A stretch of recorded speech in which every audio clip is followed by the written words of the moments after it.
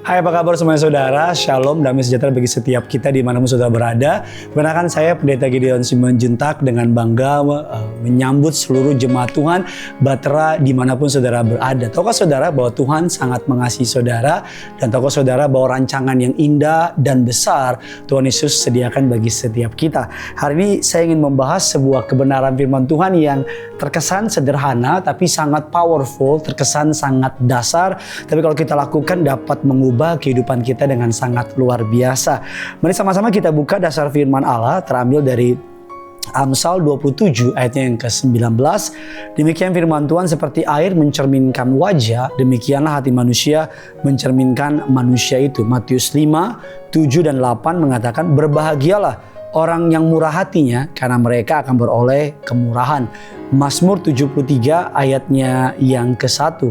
Sesungguhnya Allah itu baik bagi mereka yang tulus hatinya, bagi mereka yang bersih hatinya. Mengapa Alkitab banyak sekali mencatat kata hati di dalam Alkitab? Alkitab mencatat ada kurang lebih 876 kali kata hati ditulis di dalam Alkitab. Mengapa hati begitu penting? Alkitab bilang jagalah hatimu dengan segala kewaspadaan. Alkitab gak bilang jagalah uangmu, jagalah penampilanmu, jagalah namamu. Tapi Alkitab bilang jagalah hati. Mengapa Allah menganggap hati begitu penting? Yang pertama, dalam Alkitab kata hati mewakili pusat emosi, pikiran dan nalar kita. Hati adalah pusat komando, atau bahasa gampangnya center of anything. Jadi ketika hati kita nggak benar, maka pikiran kita nggak benar, perkataan kita nggak benar, otomatis hidup kita juga nggak benar.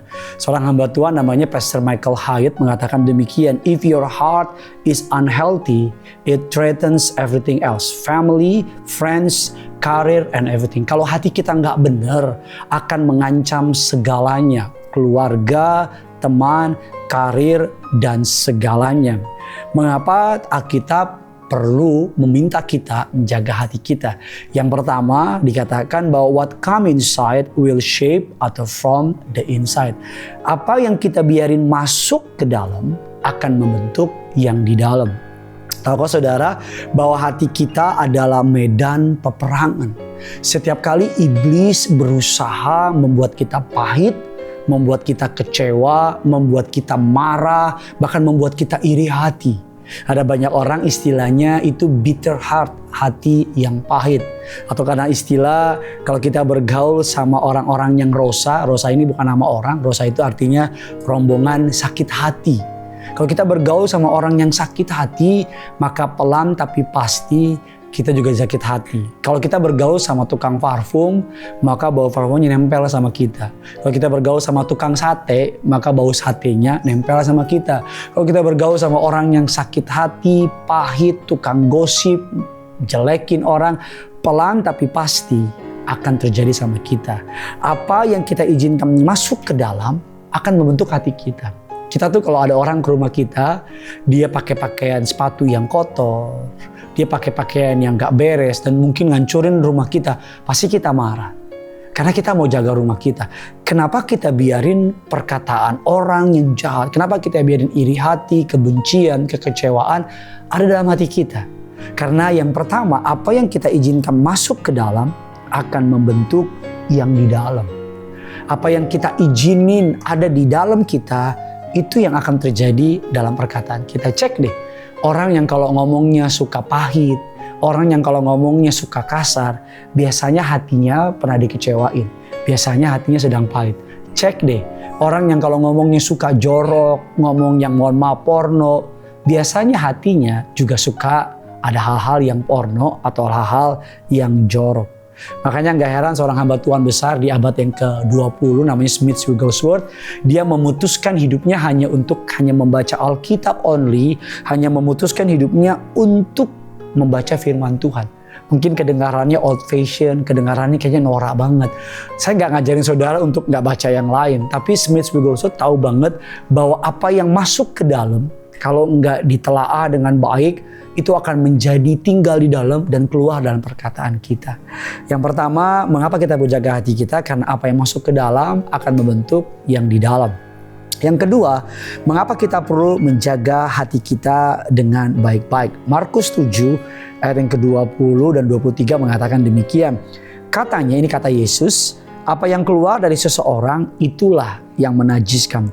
Sebab dari dalam, kata Yesus, dari hati orang timbul segala pikiran jahat, percabulan, pencurian, pembunuhan, perzinahan, keserakahan, kejahatan, dan seterusnya. Semua hal jahat ini timbul dari dalam dan menajiskan orang. Kenapa kita perlu jaga hati kita? Yang kedua, karena what come inside will be reflected outside. Apa yang masuk ke dalam akan terpancar kepada yang di luar. Saudara boleh nutupin dengan make up, saudara boleh pakai topeng, tapi mohon maaf ya, kalau hati kita nggak bener, kalau hati kita berbulu, kalau hati kita busuk, maka slow but sure perkataan kita pasti keluar ya busuk. Orang boleh kelihatan manis depan kita, orang boleh kelihatan baik depan kita, orang boleh kelihatan hidupnya benar. Tapi seberapa lama sih orang bisa pura-pura? Seberapa lama sih orang bisa kelihatan pura-pura baik? Karena satu hal yang saya tahu, apa yang masuk ke dalam akan kelihatan di luar. Amsal 4 ayat yang ke-23 mengatakan demikian. Jagalah hatimu dengan segala kewaspadaan, karena dari situlah terpancar kehidupan. Terjemahan BMK-nya lebih mantap lagi saudara. Jagalah hatimu baik-baik, sebab hatimu menentukan jalan hidupmu. Saya ulang lagi, sebab hatimu menentukan jalan hidupmu. Apa maksudnya? Kalau hati saudara benar, hati saudara lurus, hati saudara isinya Yesus, maka hal yang baik, hal yang luar biasa akan datang sama saudara. Saya pendeta yang percaya hati kita itu kayak magnet. Orang jahat hanya menarik orang jahat. Orang iri hati hanya menarik orang iri hati. Makanya ada kelompok hobi. Ada hobi yang suka bola. Orang yang suka bola nongkrong sama orang yang suka bola. Ada namanya dalam istilah dunia hukum ketertarikan. Kalau saudara ambil piano dan piano yang sama saudara jejerin, saudara pencet nada A, deng, maka di piano yang samping nada yang A juga akan getar. Apa maksud dari ilmu ini?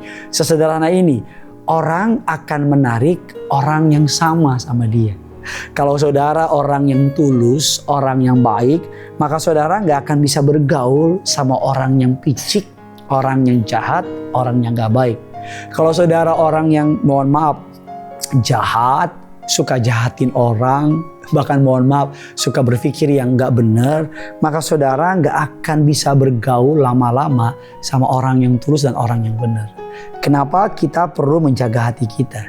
Karena apa yang masuk ke dalam akan terpancar keluar. Tahu saudara, kepahitan itu walaupun kecil, tapi kalau kita biarin, itu dapat menghancurkan dunia. Loh kok yang pahit saya, kok yang hancur dunia? Suatu hari ada seorang anak muda pacaran dengan seorang perempuan namanya Stephanie Ishak. Dia jatuh cinta sejatuh-jatuhnya. Kata orang gak jatuh cinta itu, mohon maaf ya, cinta gila, cinta buta. Makanya dibilang jatuh cinta. Celakanya Stephanie Ishak itu tinggalin pria ini.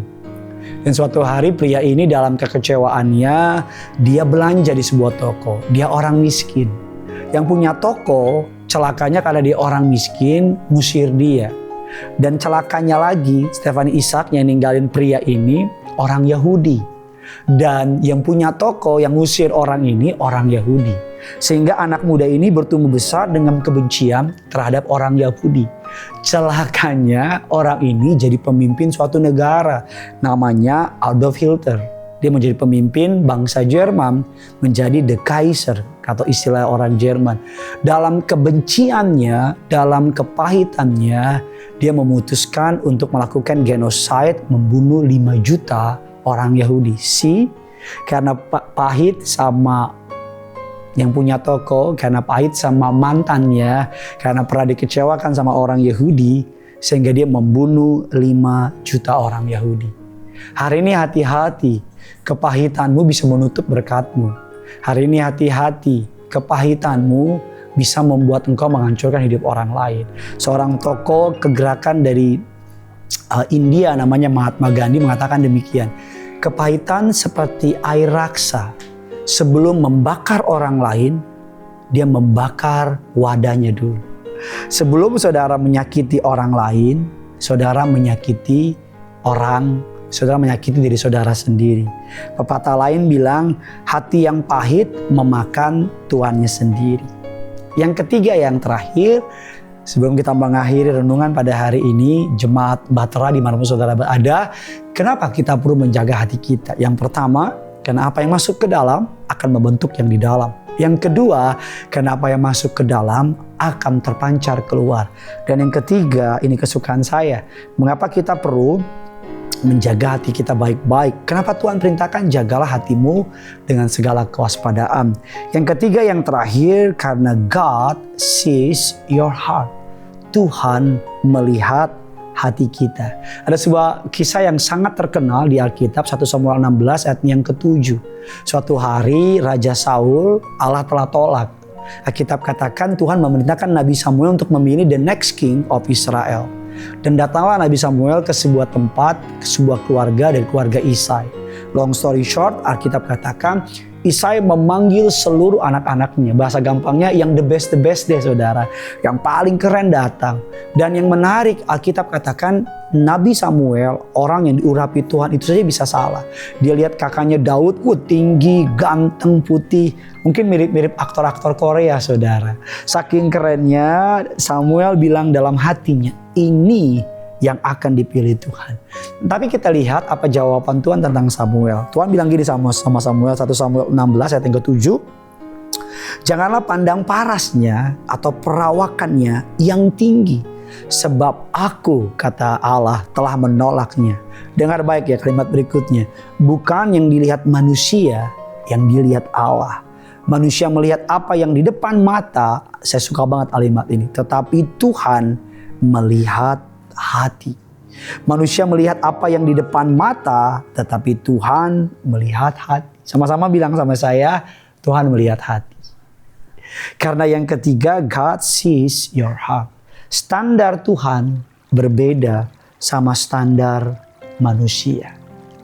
Kalau Bapak Ibu nonton sama keluarga atau sama teman, colek kiri kananmu, bilang semua dimulai dari hati. Promosi dimulai dari hati. Berkat dimulai dari hati. Mukjizat dimulai dari hati. Kalau saudara mau diberkati, jaga hatimu. Kalau saudara mau lihat promosi, jaga hatimu. Kalau saudara mau melihat perkara-perkara gagah perkasa terjadi sama saudara, jaga hatimu. Saya berdoa bagi seluruh jemaat Batra dimanapun saudara berada, kiranya firman ini boleh memberkati saudara, dan kiranya firman ini boleh mengubahkan hidup saudara. Always remember this, yang punya surga, Yesus Kristus Tuhan kita, crazy in love with you. Tuhan Yesus memberkati. Bye-bye.